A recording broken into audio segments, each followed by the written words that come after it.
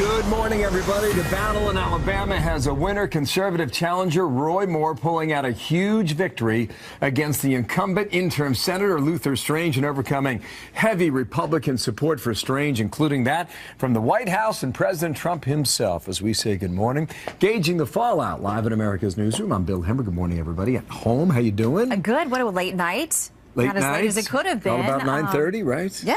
That's late for us. Yeah. Anyway, I'm Shannon Bream. The results are in. Former state Supreme Court Justice Roy Moore defeating Luther Strange by nearly 10 points.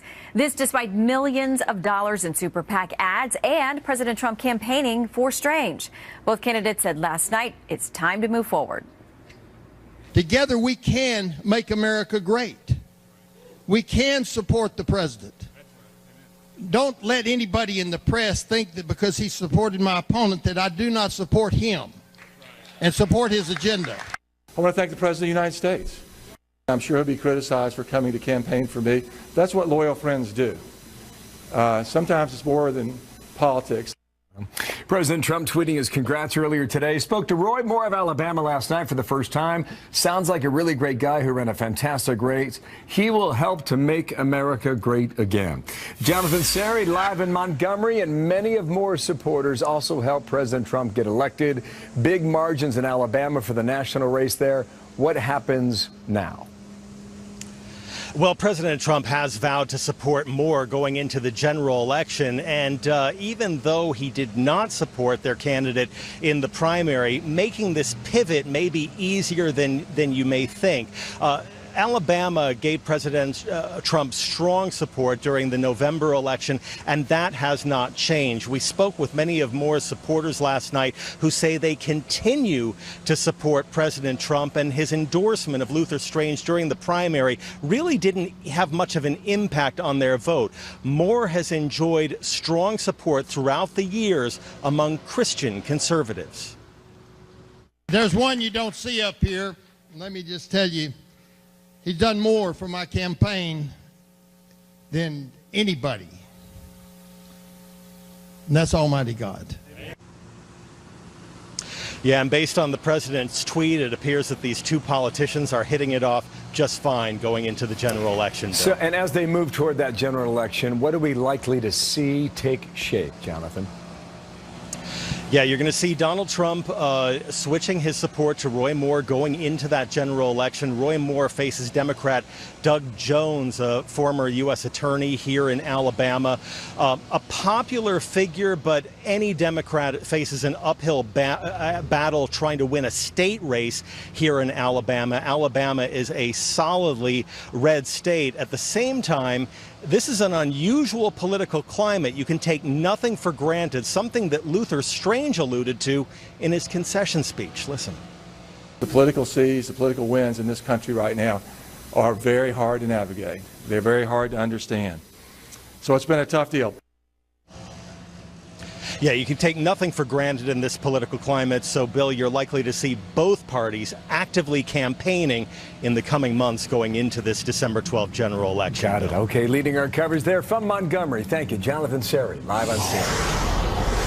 And another big story this morning. Goodbye Obamacare repeal. Hello tax reform. The president and House Republicans set to unveil their tax-cutting plan one day after an Obamacare repeal effort officially dies in the Senate. GOP lawmakers will be announcing the details hours from now and then later today. The president will head to Indiana to tout the plan. Doug McElway is live from the White House to tell us more. Right. Good morning, Doug. This is the one plan the GOP and the administration cannot afford to botch, say a lot of folks. Boy, Shannon, that is so true. After Mitch McConnell was forced to pull the Graham-Cassidy health care proposal from the floor yesterday for lack of votes, the GOP-controlled Senate is left with virtually no record of major legislative accomplishment, save for the confirmation of Neil Gorsuch to be the Supreme Court justice. So they badly need a win, and tax reform may be their best hope. The vision is to make it simpler. Americans spend over $6 billion man hours a year that we could certainly use doing other things, just complying with the code. Secondly, just to reduce the rates and to make sure to reduce the brackets from 7 to 3 and reduce the rates on the middle class so they actually get a pay raise. The plan is also said to include a big cut to corporate taxes, presently the highest in the world, from 35% to 20%. Small businesses who often use the individual income tax code will also see a cut to 25%. The plan includes incentives allowing companies to write off investments in equipment for at least 5 years. It calls for lowering the top tax bracket for individuals and families from the present 39.6% to 35%. The president will be heading to Indiana later this morning to tout this tax proposal in a speech in Indianapolis later today. Shannon? All right, Doug, so we're hearing out there, hey, this thing isn't over with health care, but, what is the plan? Is there a plan to revisit this? Well, from the president's perspective, there certainly is. This morning, he tweeted this: "We will have the votes for health care, but not for the reconciliation deadline of Friday, after which we need 60. Get rid of the filibuster rule!" Exclamation. As we know, Mitch McConnell is a traditionalist and has long resisted getting rid of the filibuster rule. And then there was this curious tweet from the president this morning as well. He said, "With one yes vote in hospital and very positive signs from Alaska and 2 others, McCain is out, we have the health care vote, but not for Friday." We have been trying to figure out who that one yes vote in the hospital is. It's certainly not McCain, because he refers to McCain separately in that tweet. There is some speculation that perhaps he was confusing Steve Scalise, the House representative from Louisiana, with one in the hospital. We don't know who he's referring to there. Very peculiar. Shannon? It is. That was the same mystery I thought of this morning when I saw the tweet. So when you solve it, let us know. Okay, we will do. Doug McKelway live from the White House. Thanks. A lot to break down right now. I want to bring in Chris Stirewalt now, politics editor there in D.C. And Chris, good morning to you. Let me take you back to Alabama on Friday when the president said this on the stump in that state. I might have made a mistake. If Luther doesn't win, they're not going to say we picked up 25 points in a very short period of time. They're going to say Donald Trump, the President of the United States, was unable to pull his candidate across the line. So, some people may be saying that. They're also writing stories that this was a vote against the establishment in Washington. I don't know what the truth is, or whether or not this was just a one-off vote. Roy Moore was a known quantity in the state of Alabama. What is your view of it? Well, yes, Roy Moore is definitely a known quantity in Alabama and a favorite of the firebrand cultural conservative nationalist right in Alabama. Bigly. The other thing that, of course, on a local level that affects the race is that Luther Strange served as the state's attorney general prior to getting appointed to the Senate and was seen as being tarnished to a certain degree by the former governor Robert Bentley's bizarro world sex scandal. And it was stranger than even West Virginia politics stands Alabama politics. So there were local factors at play here, but there will be national consequences, and the national consequences will be that the president laid down a marker, he couldn't deliver, and as a consequence, Republicans will be less fearful of him and less eager to have him as an ally. That's interesting. He also said in that rally, I have to say this, if his opponent wins, I'm going to be here campaigning like hell for him. So you have both sides there. This tweet also now from a bit earlier today. We will have the votes for health care, but not for reconciliation deadline of Friday, after which we need 60, get rid of filibuster rule. That was from earlier today. Now, taxes will be a big deal in 2 hours, Chris. Oh, yeah. You can already see the stories being written about Mitch McConnell unable to deliver on health care. So what are the prospects they get this done?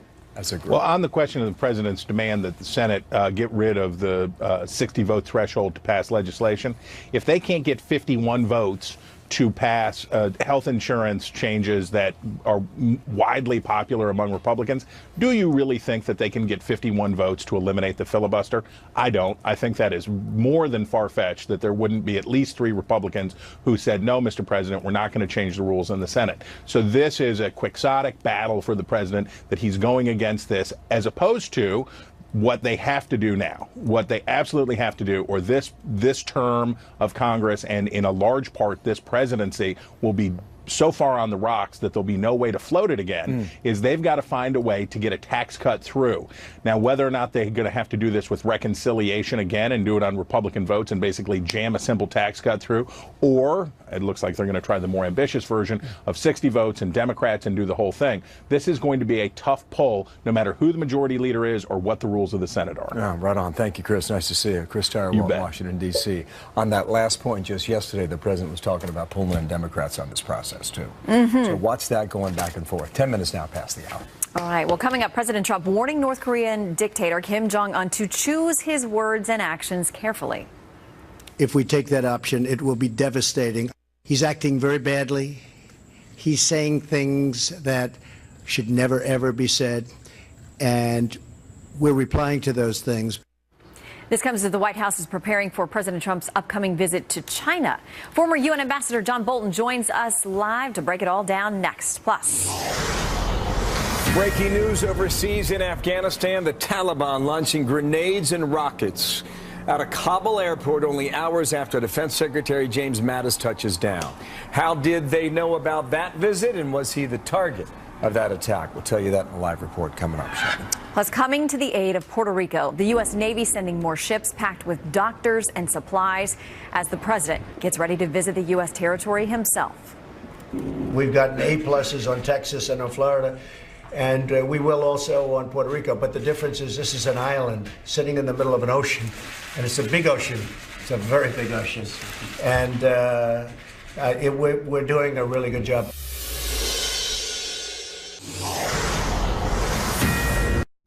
We are totally prepared for the second option, not a preferred option. But if we take that option, it will be devastating. I can tell you that. Devastating for North Korea. That's called the military option. If we have to take it, we will. That from yesterday, President Trump asked about it, once again warning North Korea to back off during that news conference with Spain's prime minister. Meanwhile, Rex Tillerson arriving in China this week to talk about rising tension with the rogue nation of North Korea. John Bolton, former U.S. ambassador to the Unveiled American Enterprise Institute, Fox News contributor with me in New York, and good morning to you. Good morning. I think from the viewer's standpoint, the rhetoric goes back and forth every day like a ping pong. Where does this rhetoric take us? Well, I think the rhetoric itself is not so important. I think what people should focus on is really the continuing strategic clash between North Korea and the world. It's not just between North Korea and the United States. And the clash is North Korea has demonstrated it has nuclear weapons, indeed thermonuclear weapons capabilities, and it's been launching ballistic missiles we believe can hit targets in the United States. I think that's unacceptable to the United States. And we either find a way to get rid of the regime or get rid of the nuclear weapons, or, as the president said, you have to look at the military option. That continues day by day, no matter what. So we fly a B-1B bomber over the coast. I think it was the furthest north and the closest to the coastline in, what, 50 years, I do believe, is the fact. Meanwhile, the North Koreans are moving more assets to the eastern coast of their country. What does all of that tell you then? Well, I think the inevitable outcome here is that China is going to have to get involved, or we will be at the military option. So that's why Secretary of State Tillerson's trip is potentially important. You know, China's been able to say for 25 years to the United States, you deal with North Korea, it's your problem. That really has never been the case. They have sustained North Korea ever since it was founded after World War II. They are responsible for North Korea getting a nuclear weapons program as much as anybody else. It really is China's problem, and somebody needs to tell that to them. Okay, then President Trump goes there in November, and it'll be something to watch. It's just not North Korea. It's also the issue of trade, so we'll see how that goes. This administration has moved China in ways on this issue that the past three administrations were unable or unwilling to do. Would you agree on that? I think so, at least optically. I would just caution here, China's done this bob and weave routine for 25 years. They look like they're getting serious about North Korea until our attention gets diverted, and then they go back to business as usual. I don't think we can tell yet whether this is a permanent change, but ultimately it is China that can stop North Korea, China that can stop North Korea's nuclear weapons program, China that has to be held responsible for its behavior. I know you saw this interview from yesterday. Fred and Cindy Warmbier, the parents of Otto Warmbier, were with Ainsley on Fox and Friends, and this was quite a story, and this is part of their accusation against that country and government now. It was astounding to Cindy and I to discover that North Korea is not listed as a state sponsor of terror. We owe it to the world to list North Korea as a state sponsor of terror. Oh, what a gripping story they have to tell. What did you think of that? You know, people talk a lot about personal relations and international affairs. I think that's overstated. But one thing you cannot overstate, and that's the character of the regimes that we deal with. And what happened to the Warmbier family tells you everything you need to know about North Korea. You know, it's an embarrassment to me. North Korea was on the list of state sponsors of terrorism. They were taken off by the Bush administration. That never should have happened, and they're absolutely right. It should be put back on immediately. Why did it happen then? Because the administration had fallen under the siren song of those who say you can negotiate with North Korea, you can chit-chat them out of their nuclear weapons program. It was wrong then, it's been wrong for 25 years, it's wrong today. So they have fooled a lot of people up until now. 3 straight administrations. We'll see if this next one is or is not. Thank you, sir, very much. Thank you, Bill. John Bolton here in the studio, about 20 minutes past the hour now. Shannon. President Trump doubling down again in his war of words with the NFL over players kneeling in protest during the national anthem. Why he says he is not backing down, plus the high-profile veteran wife coming to his defense. And Puerto Rico's governor says the situation there is, quote, apocalyptic. We're on the ground to look at recovery efforts as calls for aid continue to rise. I can guarantee to everybody that's listening, the president has called, has pledged his support. The president is very much aware. We are confident that we will get the resources. Republican Senator Bob Corker, a bit of a surprise. He will not seek a third term in 2018. Corker chairs the powerful Senate Foreign Relations Committee, but says he does not want to become a career politician. He had faced increased criticism from the far right, including Steve Bannon, who threatened to mount a primary challenge against him. Senator Corker is our guest next hour. We'll talk to him about all matters in D.C. facing Republicans and also clearly this decision from yesterday. So stay tuned. The Trump administration is sending more ships and military aid to Puerto Rico to address the growing humanitarian crisis caused by Hurricane Maria. Conditions on the island are getting worse by the day. There's a shortage of food and water. Millions are without power, and officials say it could take more than a month just to restore the basics. President Trump says he will travel to Puerto Rico on Tuesday. It comes as lawmakers intensify calls to try to help this U.S. territory. The governor of Puerto Rico is so thankful for the great job that we're doing. And it's the most difficult job because it's on the island. It's on an island in the middle of the ocean. There's probably some very critical medical needs that are unmet in those areas. How do you deliver medicines and life-saving supplies across roads that might still not be navigable? And so the challenges are extraordinary. Right now, it's search, it's rescue, it's humanitarian. And when we get the information we need from the administration, we will be doing more in Congress to act on all of these hurricane victims, wherever they are. Garrett Tenney is live in Catania, Puerto Rico, where 60% of the population is actually homeless now. Good morning, Garrett. Yeah, Shannon, and this area west of San Juan was one of the hardest hit by flooding, and you can see 7 days after Hurricane Maria, what a lot of the side roads still look like. I don't know if you can see, it may be hard, but right up here on the brick, this is the water line of where it was a week ago. And the waters have gone down, but still, there's a foot or two of water here on a lot of the side roads, the low-lying areas of this neighborhood. And got to tell you, this isn't just water either. Because there is no power and because there's no running water, their sewage system is backed up in this neighborhood. So that has worked its way up to a lot of that. And this is what folks are having to walk through several times a day to get back to their homes to and from in order to get food, water, and gas. And that is forcing folks to make some extremely tough decisions. We only have certain hours with light during the day, which means what do? Do we spend our time 2 hours, 3 hours in a line in the grocery store, 5, 6 hours in a line to put gas on the car, an hour in the ATM if you are able to find one?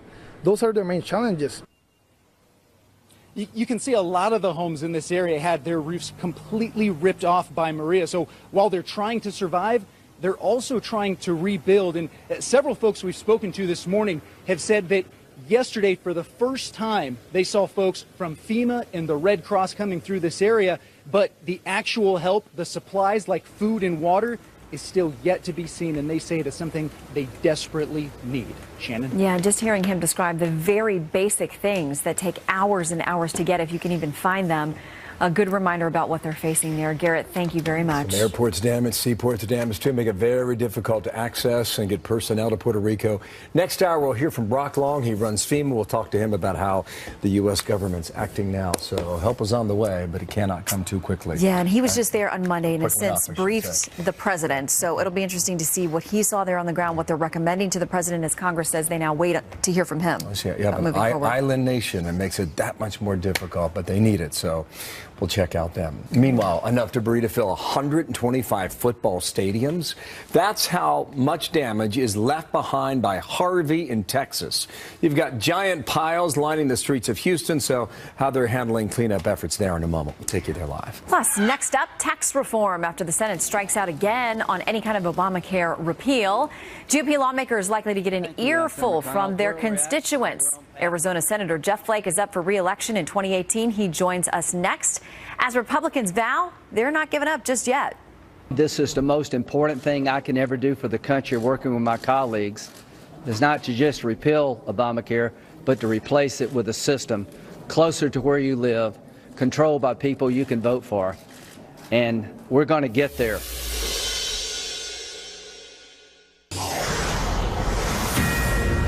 We don't have the votes this Saturday.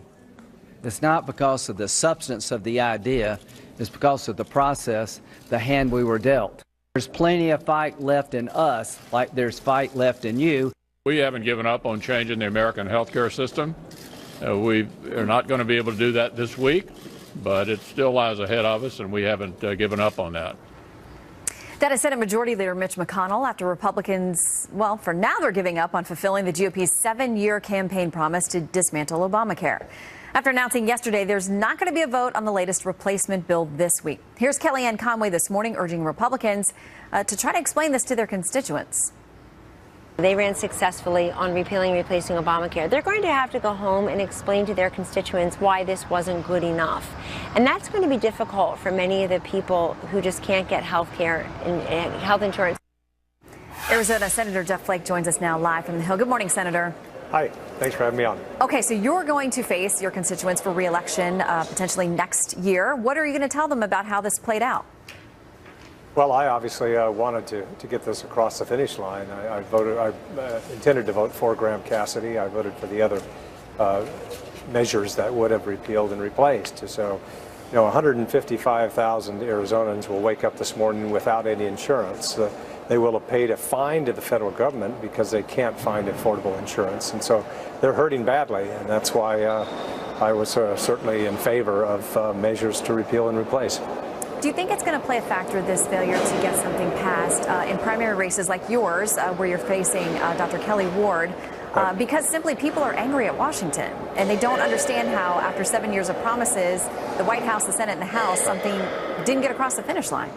Well, I certainly think if I had voted against or stood against this proposal, it would negatively affect my reelection, certainly. But I've been in favor. I think I've voted 30-some times to repeal and replace, and would do the same now. So I think for those who were voting against it, yeah, they'd have a bit of problem explaining that. What do you make of the president, again, tweeting today about getting rid of the filibuster in the Senate, dropping that 60-vote threshold for moving things forward? I mean, there's been bipartisan opposition to that idea. He's not giving up on pushing it, though.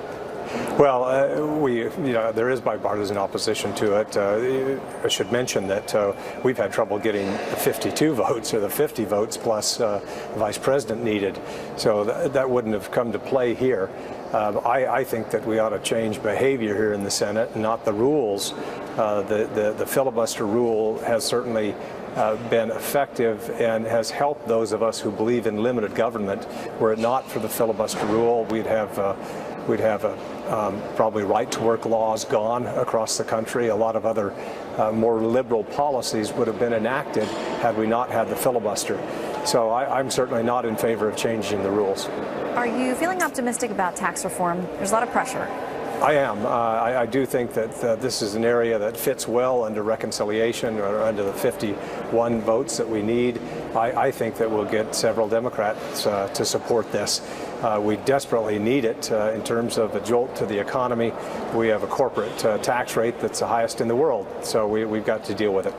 Okay, there's been a lot of talk about Democrats working together with you on this, but I want to touch on health care because you have Republican leaders, Senate Majority Leader Mitch McConnell, talking about moving forward. That opportunity to get this done with 51 votes expires on Saturday, essentially, unless something unforeseen happens. Do you think any Democrats come together on the issue of health care? I mean, they've said, listen, as long as any talk of repeal is on the table, that's the end of it. No discussion with Republicans at all. So with Republicans saying we're still moving forward on health care, what path do you see? Well, there are ways we can approach it next year. We can also do it under reconciliation if we write the budget that way next year. But you're right. As for now, we're unable to. Democrats coming forward, working with us, I just don't see it on this issue right now. That's why I think it was important to pass something and then draw Democrats to the table. Believe me, this would have been just the start. There are many parts of this health care system that we would have had to fix with a bipartisan majority and a bipartisan vote. But it's a shame that we couldn't get started at least.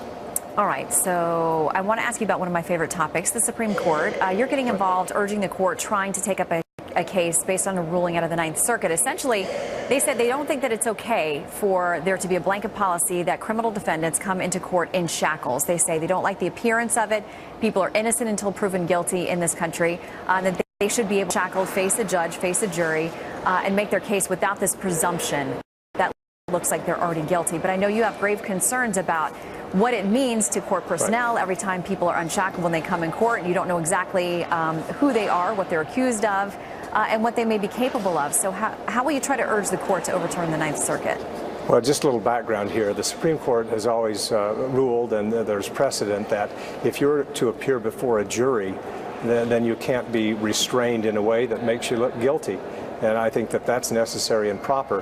What the Ninth Circuit has done is, contrary to what other circuits have done, has said if you're to appear before a judge, that there can be no presumption there and you can't be restrained in a way that might make you look guilty.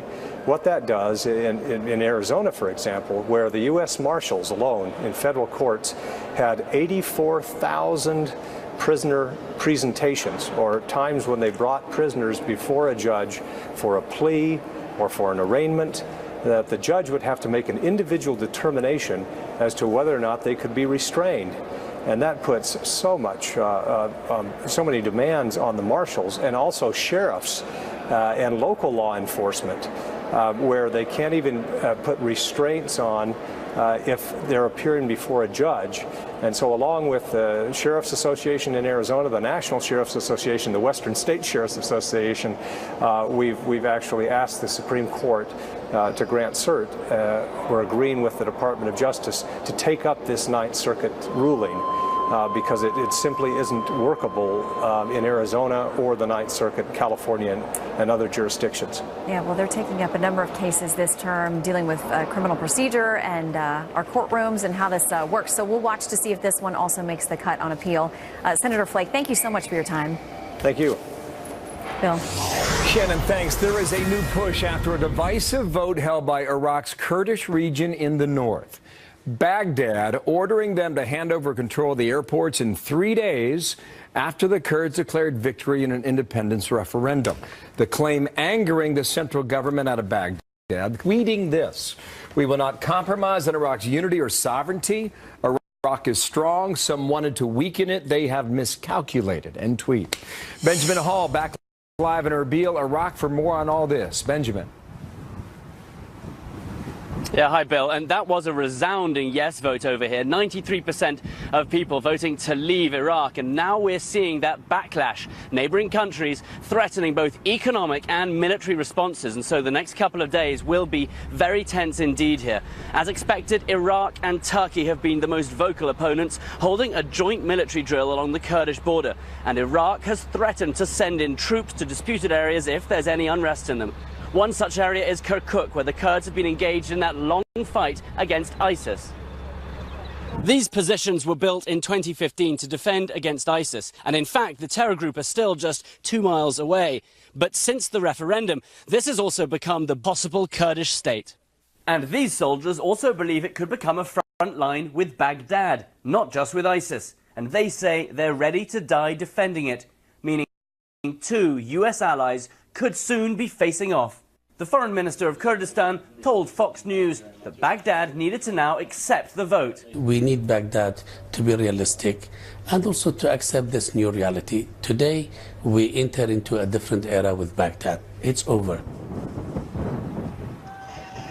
People in Kurdistan are still celebrating, though, and they say that there is no turning back. They say they have earned the right to self-determination after a century of abuse. People here, though, also saying they wish there was more support from President Trump, who, as candidate Trump, had spoken out in favor of the Kurds often, has not been so vocal. And many people here say that's because he may now be adopting the US One Iraq policy, hoping to keep this country together.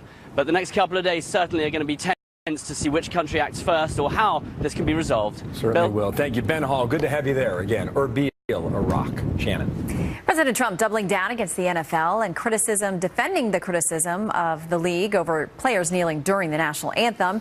This comes as the widow of American sniper Chris Kyle breaks her silence in an open letter to the NFL. Our panel takes that on next. Here's another issue for debate. Is free speech under assault on our nation's college campuses? The AG, Jeff Sessions, with a strong message saying he's prepared to fight in order to protect it. The American University was once the center of academic freedom, a place of robust debate, a forum for the competition of ideas. But it is transforming into an echo chamber of political correctness and homogeneous thought. For the first time ever, Saudi Arabia will allow women to drive starting next summer. The White House issuing the statement about the decision. This is a positive step toward promoting the rights and opportunities of women and Saudi Arabia. Continue to support Saudi Arabia in its efforts to strengthen Saudi society and the economy through reforms like this and the implementation of Saudi Vision 2030. I was ashamed of what was taking place because to me that was a very important moment. I don't think you can disrespect our country, our flag, our national anthem. To me, the NFL situation is a very important situation. It was the first question in the Rose Garden yesterday, and the president defending that criticism. Let's debate it now. Brad Blakeman, former Deputy Assistant to President George W. Bush, Richard Fowler, radio talk show host and Fox News contributor. And gentlemen, good day to both of you, and thanks for being back with us here. I think this thing has been talked to death over the past 4 or 5 days. I don't know what more we can add, but I think the essential question now is this. How does the league find its way out of this, Brad?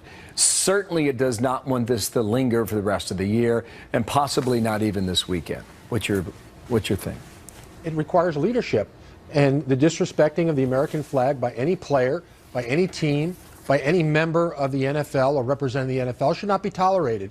And I think the solution is quite clear. If you take the field, then you stand and you respect the flag consistent with the protocols of saluting the flag. Does that come from the owners? Does that come from the commissioner? Does that come from the head of the union and the commissioner? That comes from the commissioner. That comes from the commissioner who represents.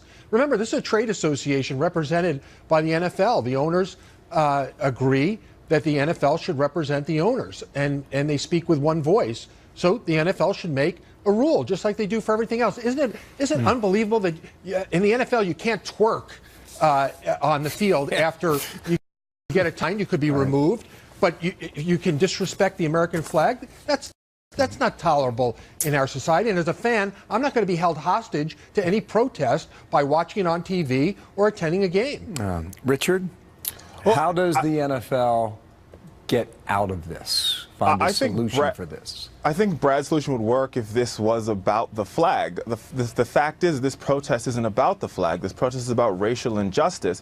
How I think the NFL gets out of this, it becomes about the flag because of the time of the game that they choose to kneel. That's why the flag is an issue here. How does the league find a way out of this? Well, let me make a point here. I thought you saw what the Cowboys did. So the Cowboys kneeled before the flag, and they were still booed by the audience, and it still made a media spectacle. So clearly, this isn't about the flag. I think how the NFL gets out of this and Roger Goodell have to approach the president and say, hey, listen, the NFL is what we do. You're supposed to lead the country. Maybe you should need to stay out of our business and we'll stay out of yours. That's probably the best approach to it. The reason why we're talking about this today is because the president has tweeted about this 20 to 30 some odd times. Maybe if the president focused on Puerto Rico or focused on repealing and replacing health care and focused on his agenda. League, keep it on this item here. The league could have managed this a year ago and it chose not to. For what reason, I can't say. Maybe it was political correctness. I don't know. Taya Kyle, the widow, the American sniper, said this at FoxNews.com, referring to her husband, Chris. Your desire to focus on division and anger has shattered what many people loved most about the sport. Football is really a metaphor for our ideal world. Different backgrounds, talents, political beliefs, and histories as one big team with one big goal to win together. And she makes the point that when you're all in the stadium and you're all in line for concessions, you're all there for the same reason, Brad. And that is to pull your team to victory. And that is the ultimate sign of unity. Mrs. Kyle could not have said it better. Sports should be the great uniter of our country. When you go to a game, nobody looks around, and there aren't political sections. You sit in the Republican section, you sit in the Democratic section. It's all one and one for all, and that's what it should be. And sports is a great escape from the realities that we face every day. And Richard is conflating a policy to a sport, and that's the division that should not be happening in America. And it's the lack of leadership on behalf of the owners, and behalf of the league, and the players that have brought this to the forefront of American attention. No, my feeling is, whether it's the commissioner or the owners, they put these coaches, Richard, and these players in a very uncomfortable position because they're football players and they're paid to do a job. They're not paid to take stands on social issues on the field on a Sunday afternoon. And now they were all forced to make a decision. And you saw what we got last weekend, which is just a mishmash all over the place about, what's going to happen before they kick off before every game. Back to Taya Kyle's point. She's saying that you are a reflection of America when you're in the stadium itself. That's a beautiful thing.